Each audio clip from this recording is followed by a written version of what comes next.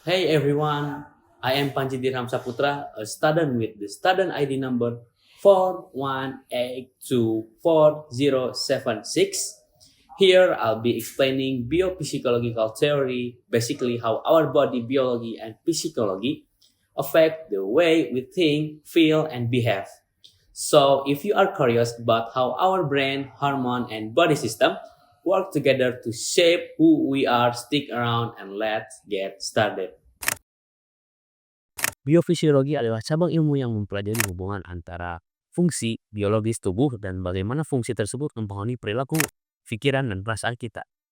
Dan dengan kata lain, biofisiologi itu adalah ilmu yang menggabungkan antara biologi dan fisiologi untuk memahami bagaimana organ dan sistem tubuh kita bekerja secara harmonis untuk menghasilkan respon yang kompleks seperti emosi, pemikiran, dan juga tindakan.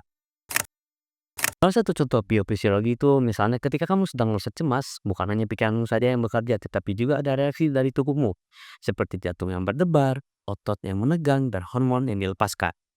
Semua ini adalah bagian dari proses biofisiologis yang terjadi secara bersamaan. Jadi, memahami biofisiologi membantu kita untuk menyadari bahwa tubuh dan pikiran kita tidak bisa dipisahkan karena saling mempengaruhi dan bekerja sama untuk membentuk siapa itu diri kita. Otak adalah organ paling kompleks dalam tubuh manusia dan berfungsi sebagai pusat kendali otak. Otak mengatur semua aktivitas tubuh mulai dari fungsi dasar seperti bernafas dan detak jantung, hingga fungsi tinggi seperti berpikir, mengingat, dan merasakan emosi. Bagian otak. Otak itu dibagi jadi tiga bagian. Yang pertama itu ada korteks cerebral. Nah, korteks cerebral ini adalah bagian luar otak yang bertanggung jawab untuk berpikir, merencanakan, dan memproses informasi sensori. Yang kedua itu ada amigdala. Amigdala itu adalah bagian kecil yang berperan dalam pengolahan emosi, terutama rasa takut dan juga kecemasan. Yang terakhir itu ada hipokampus. Hipokampus itu sangat penting untuk pembentukan memori jangka panjang dan juga navigasi ruang. Otak. Sistem saraf juga terdiri dari saraf perifer yang menghubungkan otak dan sumsum tulang belakang. Sistem saraf ini memungkinkan kita merasakan rangsangan dari lingkungan, seperti sentuhan, suhu, dan rasa sakit, serta memberikan perintah ke otot untuk bergerak.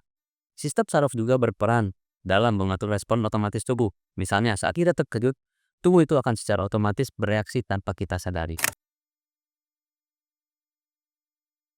Oke, selanjutnya hormon dan sistem endokrin. Hormon adalah molekul kimia yang diproduksi oleh kelenjar endokrin dan dilepaskan ke dalam aliran darah untuk mengatur berbagai fungsi tubuh. Hormon berperan penting dalam mengatur suasana hati, energi, pertumbuhan, dan respon terhadap stres. Ada beberapa hormon yang mempengaruhi perilaku dan perasaan kita.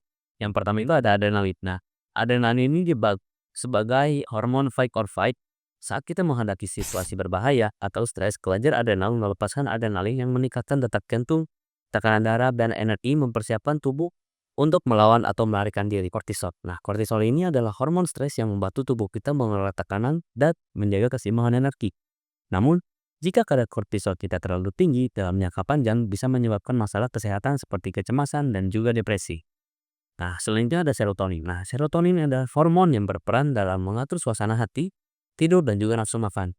Kadar serotonin yang rendah sering dikaitkan dengan depresi dan gangguan suasana hati lainnya. Itu mulainya mempengaruhi pikiran dan juga perasaan. Jadi selain otak dan juga hormon, sistem tubuh lain juga berperan penting dalam membentuk pengalaman mental dan juga emosional kita, seperti sistem kardiovaskular. Nah, sistem tersebut akan terjadi ketika kita sedang mengalami stres atau kecemasan. Nah, detak jantung akan meningkat dan juga tekanan darah akan naik. Perubahan ini tidak hanya fisik, tetapi juga mempengaruhi perasaan kita. Misalnya, detak jantung yang cepat sering dikaitkan dengan perasaan duhuk atau takut. Selanjutnya ada sistem pencernaan dan good brain axis. Jadi, baru-baru ini penelitian itu menunjukkan bahwa kita memiliki hubungan dua arah dengan otak yang disebut dengan good brain axis. Mikroorganisme dalam kus atau mikrobiota dapat mempengaruhi produksi neurotransmitter dan juga hormon yang berdampak pada suasana hati dan juga kesehatan mental. Contohnya, saat kita merasa gugup, kita tuh akan selalu merasakan yang namanya itu butterfly in the stomach atau perut itu terasa tidak nyaman. Nah, jadi memahami hubungan ini membantu kita menyadari pentingnya menjaga kesehatan tubuh kita keseluruhan untuk mendukung kesehatan mental dan juga emosional.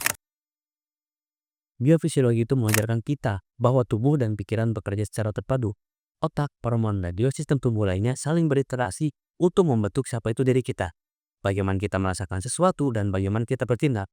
Dengan memahami proses ini, kita bisa lebih menghargai pentingnya menjaga kesehatan fisik dan mental secara bersamaan. Thanks for watching. I hope this helped you understand the biopsychological theory better and see you